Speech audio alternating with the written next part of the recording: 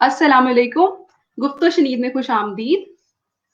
हमारी पहली किस्त की शानदार सताइश के बाद और बहुत ही मुस्बत रद्द-ए-अमल के बाद हम आपके लिए सजा कर लाए हैं ये दूसरी किस्त। मैं हूँ आपकी होस्ट फ़ाइज़ा खान और हमेशा की तरह आज भी हम अपने हमेशा की तरह हम आज अहम मौज़ूआत पर बात करेंगे।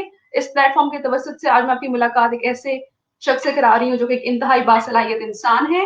वो अमराज़ जश्न के माहिर, उनका ताल्लुक तिब के शोबे से है और वो मेरे प्रोफेसर भी रह चुके हैं। आप बड़े पुरकशिश शख्सियत के हामिल हैं, अपने स्टूडेंट से बेहद पसंद किए जाने वाले हर दिल अज़ीज़ और इंतहाई शफ़ीक इंसान हैं। उनका नाम किसी तारुफ़ का मोहताज नहीं। अस्सलाम वालेकुम सर शहज़ाद वसीम। वालेकुम सलाम। उम्मीद है आप खैरियत से होंगे। अल्लाह का शुक्र है, अल्हम्दुलिल्लाह। आप कैसी हैं? मैं भी सर बहुत अच्छी हूँ और रमज़ान के महीने से लुत्फ़-अंदोज़ हो रहे होंगे। हम आपको अपने प्रोग्राम में खुशामदीद कहते हैं। Thank you for having me at this platform. Sir doctor होने के साथ-साथ आपका रुझान ज़िंदगी के बाकी शोबों की तरफ भी है। मसलन आप फ़ोटोग्राफ़ी भी करते हैं, शायरी भी करते हैं और सोशल मीडिया पर भी एक्टिव रहते हैं। दीगर हालात और ख़बरों से भी आगाह रहते हैं। आप एक अच्छे उस्ताद हैं, एक अच्छे वालिद हैं, एक अच्छे शौहर हैं, एक अच्छे शहरी हैं और एक अच्छे इंसान हैं। और आपकी हसास शख्सियत में लोगों के लिए हमदर्दी का जज़्बा भी है, जिसका आपने कई बार मुज़ाहिरा किया है। खैराती मुहिमात चलाकर आपने इसका इज़हार किया है। तो हम जानना चाहेंगे कि आप ज़िंदगी के इन तमाम शोबों को साथ लेकर चलना कैसे मुमकिन बनाते हैं? देखें फ़ायज़ा, जितने आपने खूबसूरत अल्फाज़ मेरे लिए बोले हैं, मुझे पूरा यकीन है कि मैं इसका मुस्तहिक नहीं हूँ। लेकिन अगर आप ये समझती हैं ऐसा है, तो इंसान अपनी उम्र के तजुर्बे के साथ-साथ काफ़ी चीज़ें सीखता है। और जब मैं आपकी एज में था तो आपकी ही तरह था, लेकिन कुछ तल्ख और कुछ खुशगवार वाक़यात ज़िंदगी में ऐसे हुए जिसमें हर बंदे की शख्सियत के ऊपर वो असरअंदाज होते हैं। तो मेरे ऊपर वो शायद इस तरह असरअंदाज हुए। मुमकिन है आपकी बात ठीक हो कि मैं थोड़ा-सा हसास हूँ ज़्यादा, तो उसका इज़हार फिर मैंने इन चीज़ों में किया जिसका आपने ज़िक्र किया। और जहाँ तक सब चीज़ों को साथ लेके चलना है, वो बस अल्लाह की दुआ और अल्लाह का साथ होना चाहिए, नीयत आपकी साफ होनी चाहिए। इसके अलावा कोई फ़ॉर्मूला इसका ऐसा 2+2 वाला नहीं है। जी सर। सर जैसा कि आपका ताल्लुक तिब के शोबे से है और आजकल का सबसे बड़ा तिबी मसला कोरोना वायरस है। कोरोना वायरस का फैलाव शिद्दत इख्तियार कर चुका है पाकिस्तान में और पाकिस्तान में शदीद तीसरी लहर आ चुकी है। अगर हम अपने हमसाया मुल्क को देखें तो वहाँ भी हालात बहुत गंभीर हो चुके हैं। तो सर आपके नज़दीक इसके फैलाव के क्या अवामिल होंगे? इसका इस कदर तेज़ी से फैलाव के क्या अवामिल हैं? देखें, मेरे लिए ये जो फैलाव है, स्पेशली इंडिया में और पाकिस्तान में, ये अनएक्सपेक्टेड नहीं है। मैंने तकरीबन 1 साल पहले जब ये कोरोना आया था, मैंने एक वीडियो बनाई थी और शेयर की थी मुख्तलिफ जगह पर कि ये आरएनए वायरस है। और इस चीज़ को मैं बार-बार रिपीट करता रहा हूँ मुख्तलिफ फोरम पे, नेशनल और इंटरनेशनल लेवल पे। आपके प्लेटफ़ॉर्म पे दोबारा मैं इसकी जो बेस लाइन है, मेरी आवाज़ ठीक आ रही है आपको? जी सर, ठीक आ रही है। मैं इसकी जो बेस लाइन है वो बताना चाहता हूँ, जो which is needed to be understood by every doctor, every medical student and even every non medical person, कि इसकी अंडरलाइंग मसला क्या है, क्यों ये कंट्रोल में नहीं आ रहा। देखिए, ये है आरएनए वायरस। और मैं इसको हमेशा कंपेयर करता हूँ एचआईवी वायरस के साथ, जिसका पहला केस 1984 में रिपोर्ट हुआ था, और वो भी आरएनए वायरस है। फिर मैं इसको कंपेयर करता हूँ हेपेटाइटिस सी वायरस के साथ, वो भी आरएनए वायरस है। अब आप खुद मेडिकल स्टूडेंट हैं, आपको पता है कि अभी तक till date we have not been able to make a vaccine against hepatitis C and HIV virus. Yes, sir. And same is the case with coronavirus. पहले जब ये आया था तो इसकी शक्ल कुछ और थी, फिर इंग्लैंड में गया तो ये इसने म्यूटेशन कर लिया, अब इसकी स्ट्रेन कुछ और है। अभी लंग्स पे इतना असर नहीं करता, इसके सिम्टम्स अब और हैं। इंडिया में जाकर इसकी ट्रिपल म्यूटेशन हुई है, वहां पर अब एक नई स्ट्रेन आ गई है। तो मेरा मतलब कहने का ये है कि इसका प्रोसेस एक नॉन एंडिंग है। अब strain number 1, 2, 3, 4, 5 so and so on, we don't know किधर ये स्टॉप होता है। आप एक वैक्सीन के खिलाफ, एक वायरस के खिलाफ वैक्सीन या मेडिसिन बनाएंगे तो वो दूसरी स्ट्रेन के खिलाफ नहीं एक्टिव रहेगी, तो you will no longer be safe. ठीक है। एंड लास्ट थिंग, जो क्वेश्चन मेरा आंसर थोड़ा लंबा हो गया, कि हर्ड इम्यूनिटी की बहुत बात होती है, उसके बारे में थोड़ा बताना चाहता हूँ कि इस केस में हर्ड इम्यूनिटी मेरे पॉइंट ऑफ व्यू से इतनी कारआमद नहीं हो सकती, क्योंकि 70% लोग अगर वैक्सीनेट हो जाते हैं या इम्यून हो जाते हैं, बात फिर वही आती है कि अगर उसने स्ट्रेन चेंज कर ली तो वो जो उनसे बाकी लोग हैं, इवन जो जिनके अंदर इम्यूनिटी डेवलप है, वो भी सेकेंड न्यू स्ट्रेन के खिलाफ प्रोन हो जाएंगे एंड दे मे गेट री इन्फेक्टेड। Yes, sir. जी सर। तो सर मेन आपका जो क्वेश्चन था उसकी मेन रीजन ये है कि ये बड़ी तेजी से म्यूटेट करता है, और जिस तरह HIV और हेपेटाइटिस C की वायरस ने हम वैक्सीन नहीं बना सके, I am not sure कि at this time of point, medical science is in this position to make a vaccine or any definite treatment of this virus. Yes or no? At least I don't know, and I feel uh, perhaps nobody has a very specific answer to this question at this point of time where the medical knowledge stands. Sir इस शदीद तरीन तीसरी लहर को रोकने के लिए हुकूमत ने कुछ इंतजाम किए हैं, जिसे कहते हैं फ्लैटन द कर्व करने के लिए, कि उन्होंने लॉकडाउन लगाया है और तालीमी सरगर्मियां जो हैं वो ऑनलाइन मुंतकिल कर दी हैं। तो सर आपके मुताबिक ये सारी जो उन्होंने इंतजाम किए हैं, ये मौसर हैं या ये नाकाफी हैं?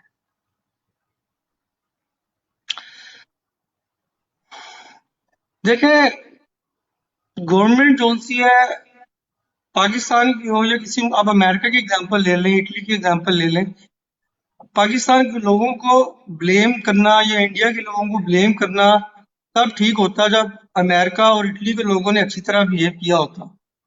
ठीक है। आपने देख लिया कि वो कितने सिविलाइज्ड लोग हैं, तो हम उनसे कम सिविलाइज्ड नहीं है, बल्कि पाकिस्तान के ऊपर अल्लाह का कोई स्पेशल करम है कि यहाँ पर इतने केस नहीं है। अब गवर्नमेंट जो कर रही है, मेरा ख्याल है कि ठीक कर रही है। अब लोगों की जिम्मेदारी है कि वो मास्क वगैरह पहने। वैक्सीनेशन है, उसके बारे में भी दो राय पाई जाती हैं, तो गवर्नमेंट ठीक कर। अब लोगों की जिम्मेदारी है कि वो सोशल डिस्टेंसिंग, मास्क पहने, और जो एजुकेशनल इंस्टीट्यूट हैं, बच्चों को भी हो रहा है, वो बंद रहे, वो बाकी 50% जहाँ पर जरूरी है, जो चीजें बंद नहीं हो सकती, उनको खुला रखें। ठीक है। और सर जो ये ऑनलाइन तदरीसी अमल है, आपको क्या लगता है कि ये बाअसर है, मतलब कि ये बड़ा मौसर है बच्चों के लिए, या फिर मदरसे में बैठकर चटाई की खाक छानना उसका कोई मुकाबला नहीं है? देखें, बात यह है कि एक टाइम था कि जब कागज भी इजाद नहीं हुआ था, फिर चाइना में फर्स्ट टाइम कागज बना, तो उससे पहले भी लोग गुजारा करते थे। फिर कागज आया तो कागज भी लिखना शुरू कर दिया, और लोगों ने कहा कि इससे बेस्ट चीज कोई नहीं है। अभी ये ऑनलाइन शुरू हुआ है, ये नई चीज है, लोग समझ रहे हैं कि जी ये इम्पोर्टेंट नहीं है। आने वाले टाइम में जो स्टडीज हो रही हैं उसमें एक टेक्नोलॉजी है, उसको बोलते हैं होलोग्राम। आपने नाम सुना हुआ है? Yes sir. होलोग्राम में ये होता है कि आप, जैसे आप वहां पर अपने स्टूडियो में बैठी हुई हैं, तो वर्चुअली बंदा वहां पर प्रेजेंट हो सकता है। Yes sir. फिजिकली मैं यहाँ पर आऊंगा, वर्चुअली आपके पास आऊंगा। जी तो सर। बात यह है कि ये कारआमद है या नहीं है। ये क्वेश्चन इस वक्त नहीं है। इस वक्त क्वेश्चन ये है कि एजुकेशन ज्यादा इंपॉर्टेंट है या जिंदा रहना ज्यादा इंपॉर्टेंट है। तो अगर आपके लिए ये हर बंदे की अपनी चॉइस है। अगर आपके लिए जिंदा रहना ज्यादा इंपॉर्टेंट है तो आपको ऑनलाइन क्लासेस के साथ टीचर्स का साथ देना चाहिए, इसके अंदर इनोवेशन करनी चाहिए। जैसे आप जूम पे या किसी भी फोरम पे क्लास लेते हैं, उसमें आप वीडियोस के साथ से उनको जितना भी करा सकते हैं वो करें, और स्टूडेंट्स भी लॉग इन होके सो ना जाया करें, इंटरेस्ट लिया करें। ठीक है, जी सर। ये उनके बिहाफ पे काम करना पड़ेगा। और अगर कोई चाहता है कि नहीं, लाइफ से ज्यादा पढ़ना जरूरी है, तो वो कैंपस में आके वार्ड्स में आए, उनको किसी ने रोका तो नहीं है, लेकिन वो अपनी मर्जी से आएगा। जी सर। और सर कोरोना वायरस ने हम सबकी ज़िंदगियों को तब्दील कर दिया है। कई मनफ़ी असरात भी मुरतब किए हैं इसने, कई मुस्बत भी किए हैं। मुस्बत असरात में लोगों का रहन-सहन सेहतमंदाना हो गया है, और जो मनफ़ी असरात है उसमें लोग घरों में बंद रह रहकर माशरती उलझन का शिकार हो गए हैं। तो सर आपके ख़्याल में किस तरह कोरोना वायरस ने लोगों की ज़िंदगियों को बदला है?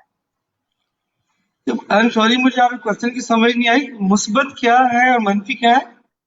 सर मनफ़ी में माशरती उलझन है, लोग घरों में रह कर तंग आ गए हैं, जिसे कोरोना फटीग भी कहते हैं, वो हो गई है उनको। और जो मुस्बत है उसमें उन्होंने सेहतमंदाना रहन-सहन, हाथ धोना बार-बार और इस तरह के तौर तरीके अपना लिए हैं। तो सर आपके ख़्याल में किस हद तक उन्होंने बदला है कोरोना वायरस ने लोगों की ज़िंदगियों को? देखिए, कोरोना वायरस की जिंदगी ने कुछ लोगों को तो बिल्कुल बदला है। जो इसको मैं इसको दो कैटेगरीज में डिवाइड कर देता हूँ, दो कैटेगरीज लोगों की। एक वो कैटेगरी जो सेंसिटिव है इसके बारे में, ये और सेंसिटिव है। और एक वो जो रिलेटिवली इन नॉन इनसेंसिटिव है।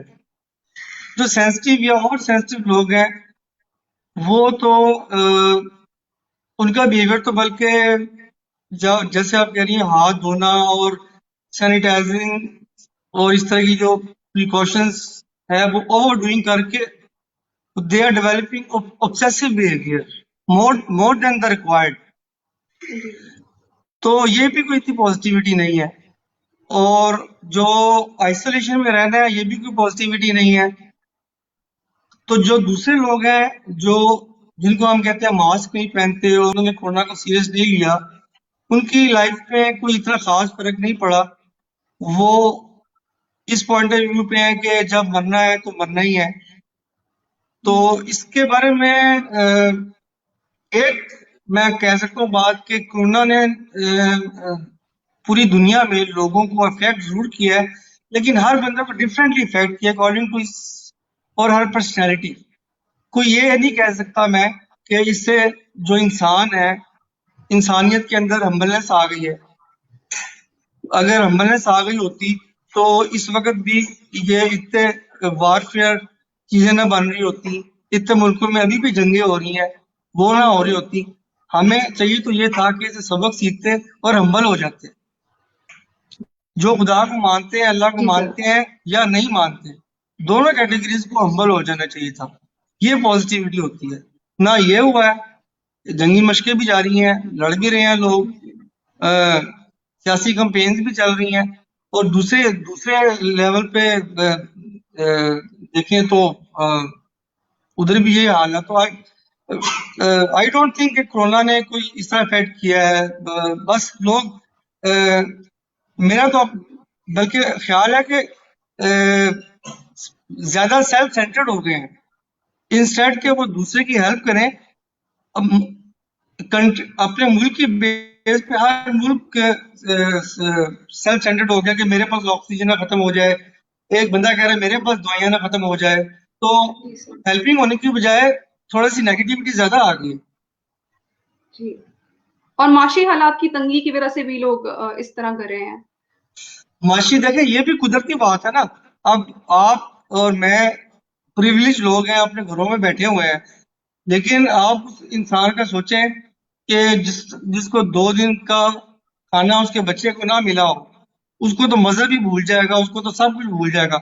वो तो निकलेगा बाहर और किसी के हाथ से भी खींच के डाके, ये डाके हमारे आजकल क्यों बढ़ गए हैं, चोरियां बढ़ गई हैं, क्योंकि लोगों जी के सर। रोजगार खत्म हो गए हैं। तो ये भूख और अफलास जो सी है, ये आपकी एथिक्स खत्म कर देती है। अगर मेरे बच्चे को 2 दिन खाना नहीं मिलेगा, मेरे जेब में पैसे नहीं है, तो मैं जाऊंगा और कहीं भी कुछ भी करके अपने बच्चे को मैं उसके मुंह में नवाला डालने की कोशिश करूंगा, क्योंकि मैं उसको रोता नहीं दे सकता। इसलिए गवर्नमेंट का ये जो प्लान है कि टोटल लॉकडाउन नहीं कर सकते, क्योंकि गरीब तबका अफेक्ट होगा, क्योंकि उनके बच्चे सबसे ज्यादा अफेक्ट हो रहे हैं। ये बिल्कुल ठीक बात है। टोटल लॉकडाउन में हम लोग तो, हमारे पास तो हो सकता है सालों के ये पैसे हों, लोगों ने प्लॉट लिए हुए हैं, घर हैं। जो रोज की कमाई करता है वो कोरोना से नहीं मरेगा, भूख से मर जाएगा। जी सर। सर, एक डॉक्टर होने की हैसियत से आपने अपनी ज़िंदगी में क्या तब्दीलियाँ महसूस की हैं? ये भी इंडिविजुअल वेरी करता है, इंडिविजुअली, कि डॉक्टर जोन सा है वो, उसका क्या थिंकिंग है। मेरा अपना ख्याल ये है कि मैं थोड़ा सा डर गया हूँ। अ, मौत को अब ज्यादा, मौत अब पहले से ज्यादा याद आती है।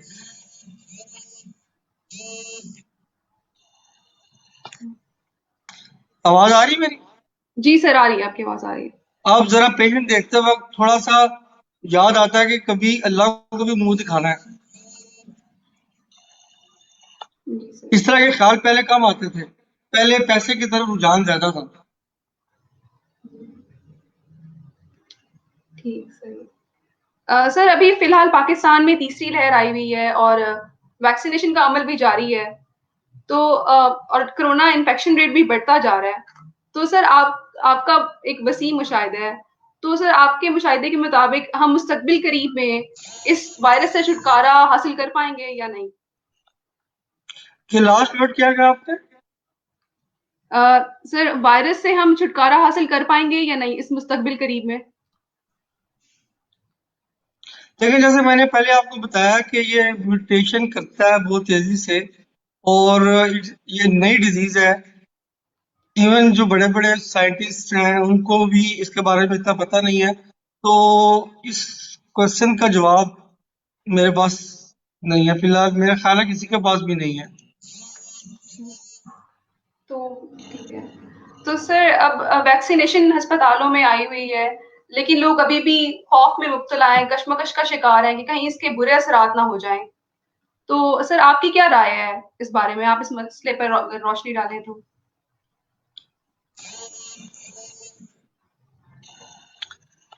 देखें, जैसे कि मैंने आपको बताया कि ये एक नई डिजीज है, और वैक्सीनेशन जो बनी है उसके लिए जो स्टडी टाइम हमें मिला है, जिस डेटा का ऊपर इन्होंने वैक्सीन बनाई है, वो भी नाकाफी है। इसलिए हमने काफी वैक्सीन के साइड इफेक्ट्स भी देखे हैं। जैसे जो चाइनीज वैक्सीन है, उसके अंदर एटीन्यूएटेड वायरस होता है, तो उसके बाद कुछ लोगों को कोरोना हो गया। जो रशियन वायरस है, उसके साइड इफेक्ट्स हमने ये देखे कि क्लॉटिंग वगैरह हो जाती है, कुछ लोगों को कुछ भी नहीं होता। इसमें भी मिली जुली राय है, और मेरी भी यही राय है कि अभी हम एक प्रॉपर वैक्सीन तक नहीं पहुंच पाए। अच्छा, सही। अम, सर, अभी इन्होंने अमल जारी किया हुआ था हेल्थ केयर वर्कर्स को वैक्सीन लगाने का, लेकिन अब वो मेरे ख्याल में उन्होंने रोक दिया है क्योंकि वैक्सीन की सप्लाई इतनी नाकाफ़ी है, यहाँ पे इतनी नहीं है पूरी। तो अच्छा, तो अस्पतालों में से कोरोना वायरस के बाद काफ़ी तब्दीलियाँ आई हैं, जैसे उन्होंने अमले को और इलाके को काफ़ी मोहतात कर दिया है। जैसे कि आइसोलेशन वार्ड्स बन गए हैं या डॉक्टर्स पीपीई किट्स पहनते हैं। तो सर, आपके ख्याल में जो ये तब्दीलियाँ आई हैं, क्या ये मुस्तकिल रहेंगी या सिर्फ़ कोरोना वायरस के इसमें ही है और उसके बाद खत्म हो जाएँगी? देखें, ये जो पीपीई है, ये तो अल्लाह करे कोरोना वायरस।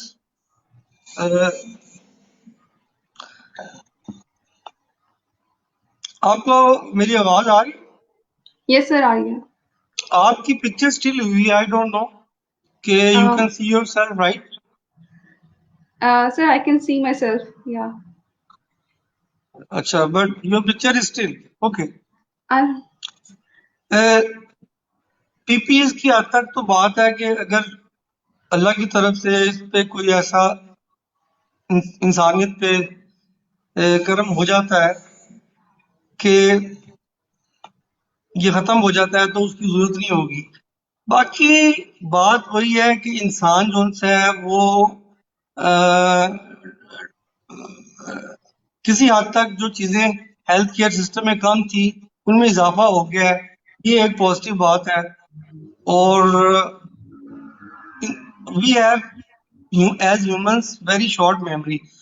ये अगर फर्ज करें आज खत्म हो जाती है तो 1 6 महीने साल 2 साल के बाद हम फिर भूल जाएंगे और दोबारा उसी सियासी और ये जो माशरती इंटरनेशनल लेवल पे जो जंगें चली हुई है इंसानों में, मोस्ट प्रॉब्ली उसी तरफ चले जाएंगे और भूल जाएंगे कि कभी ये वबा आई थी जिससे 1910 में वो आया था। उसके बाद कौन सी दुनिया चेंज हो गई है, कौन से हम लोग नेक हो गए हैं। तो आई डोंट थिंक सो। ठीक है। सर, चंद अनासर का ये भी कहना है कि ये कोई सियासी जंग हो सकती है। कोरोना जो है वो एक बायो वॉरफेयर का नाम देते हैं कुछ लोग इसको। तो सर, इस बारे में आपकी क्या राय है? देयर इज अ पॉसिबिलिटी है कि ये हो सकता है, लेकिन इसका प्रूफ कोई नहीं है। लेकिन definitely it can be a warfare strategy. इसके बारे में मैं इससे ज्यादा मैं क्या कह सकता हूँ। अच्छा। तो सर, अगर आप हुकूमत को या हायर अथॉरिटीज को कहना चाहें कि इंतजाम की बेहतरी या इसको मजीद कंट्रोल करने के लिए कोई सजेशंस अगर आप देना चाहें तो? देखें, इस पे सबसे पहले जो है हमें सब इंडिया से देखना चाहिए। अल्लाह उनको भी इस मुसीबत से निकाले, सारी इंसानियत को निकाले। सबसे पहले इस्लाम कहता है कि सबसे पहले इंसानियत आती है। और अल्लाह ताला ने ये कहा है, अल्लाह के रसूल सल्लल्लाहु अलैहि वसल्लम ने ये कहा है कि जिसने एक इंसान को बचाया उसने पूरी इंसानियत को बचाया। उन्होंने ये नहीं कहा कि जिसने एक मुसलमान को बचाया उसने सारी सारी इंसानियत को बचाया। तो humanity is the first thing. तो मेरे ख्याल में हमें सबक ये लेना चाहिए कि पाकिस्तान के लोग, कहीं के भी लोग जो उनसे हैं, जब तक उनके ऊपर डंडा नहीं होता वो उस पर अमल नहीं करते। तो ये जो गवर्नमेंट का एक्शन है फौज को बुलाने का, ये बहुत अच्छा है। दूसरा, एक मेरी सजेशन ये है कि ऑक्सीजन जो सी है उसकी बहुत कमी होने का इम्कान है, खुदा न खास्ता।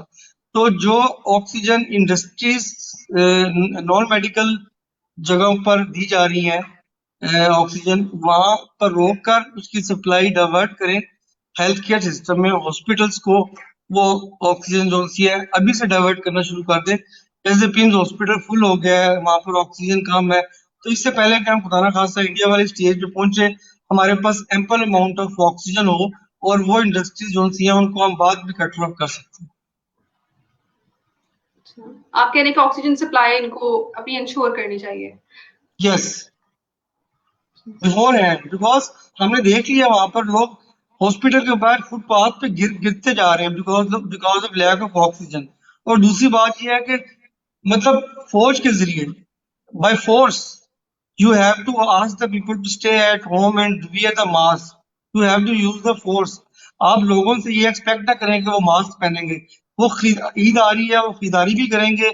और जब तक किसी को हो नहीं जाता या खुदा ना खास्ता वो उसका कोई रिश्तेदार उसे इंतकाल नहीं कर जाता, वो उसको यकीन नहीं आता। इधर फोर्स का इस्तेमाल करना अ, बिल्कुल एथिकल और जरूरी है।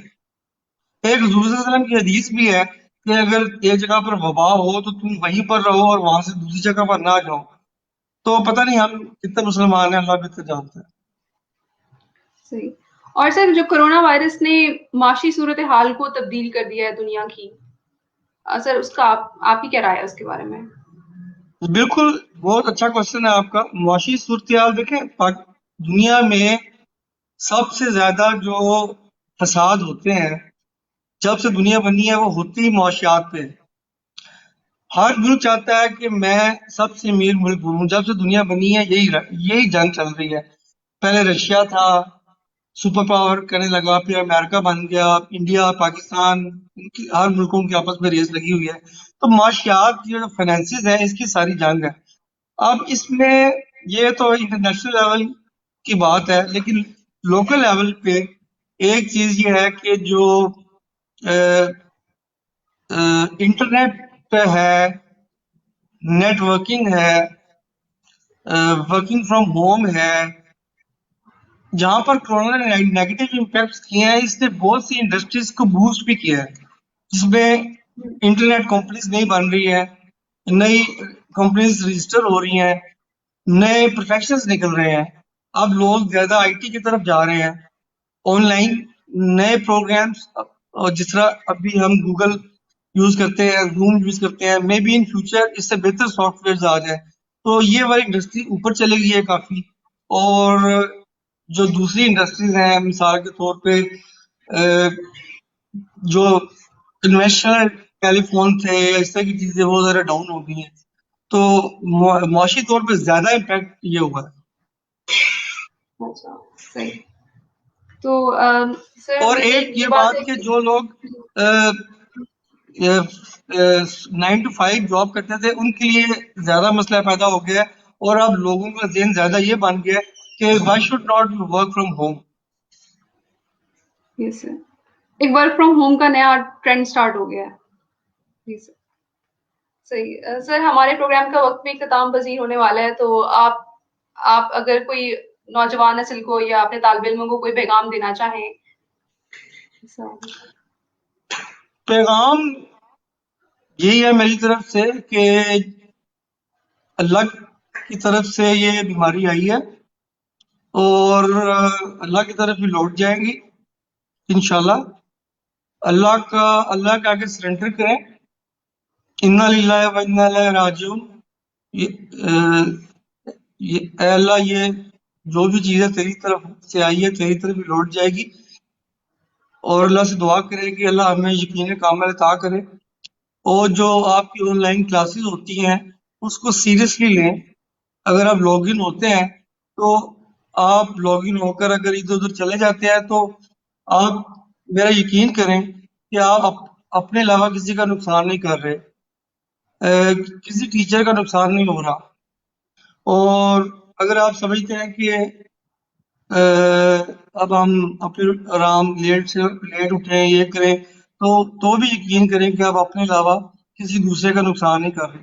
तो बेहतर ये है कि जो भी इंस्टीट्यूट जहाँ जहाँ भी आपके लिए जो भी अपनी कैपेसिटी में कर रहे हैं, उनकी मदद करें, और बजाय इसके कि उनको क्रिटिसाइज करें। मेरे अपना तो ये पॉइंट ऑफ व्यू और यही मैसेज है। ठीक है। सर बहुत शुक्रिया आपके वक्त का। आपने हमारे इस महफिल को चार चांद लगाए, और मुझे उम्मीद है तमाम नाजरीन ने भी इससे फायदा हासिल किया होगा, उन्हें कोई नई चीज सीखने को मिली होगी और वो लुत्फानंदोज हुए होंगे। हमारी अगली गुफ्तगू शनीद की किस तक अपना ख्याल रखिएगा। आपकी होस्ट फायजा खान को इजाजत दीजिएगा। अल्लाह हाफिज। खुदा हाफिज।